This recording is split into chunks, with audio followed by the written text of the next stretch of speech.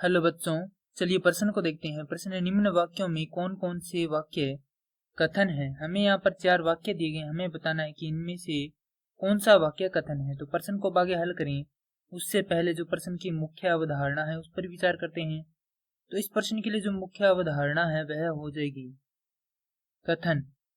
अर्थात हम यहाँ पर यह देखेंगे किसी वाक्य को हम कथन कब कहते हैं।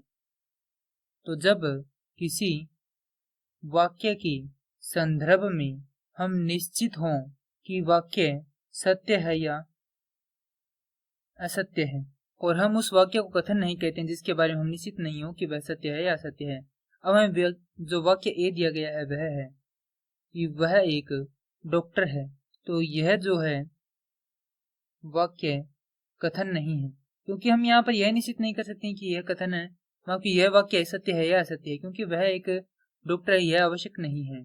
क्योंकि यहाँ पर कोई व्यक्ति है जो दूसरे की ओर संकेत करके कह रहा है, हो सकता है कि वह कोई अन्य व्यक्ति हो। अर्थात हमारे पास यहाँ पर निश्चित नहीं है कि वह एक डॉक्टर ही है, और यहाँ पर किसी व्यक्ति विशेष का भी नाम नहीं दिया गया है।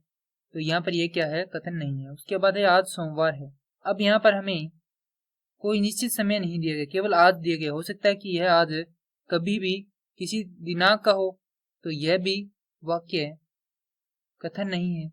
उसके बाद में है सी कि कल सुहावना दिन था, तो यह भी वाक्य कथन नहीं है, क्योंकि यहाँ पर जो कल है वो कोई सा भी कल हो सकता है। हो सकता है कि यहाँ पर जैसे कि मान लें कि आज की जो दिनांक है वह है 1/01/2000, और यह जो हमारा वाक्य है वह कब का है, वह हो सकता है कि 1/01/1900 का हो, अर्थात 1900 ईसा पूर्व का हो। तो यहाँ पर यह कोई आवश्यक नहीं है कि यह एक कथन है। तो उसके बाद यहाँ पर कोई निश्चित नहीं है। उसके बाद जो हमारा वाक्य है, माफ कीजिए वाक्य डी है, वह दिए गई 6 एक सम संख्या है।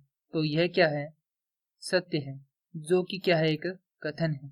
क्योंकि यहाँ पर 6 एक सम संख्या है और ये इसमें कहा गया है, और 6 हम जैसा कि हम जानते हैं कि 6 सम संख्या होती है।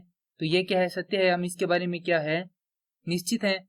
तो यहाँ पर यह क्या हो जाता है, कथन हो जाता है। तो इन वाक्यों में हमारे पास केवल एक ही वाक्य कथन है, और वह कौन सा है, वह है विकल्प डी। तो प्रश्न के लिए उत्तर होगा विकल्प डी। मैं आशा करता हूँ कि यह प्रश्न आपको समझ में आया होगा। धन्यवाद।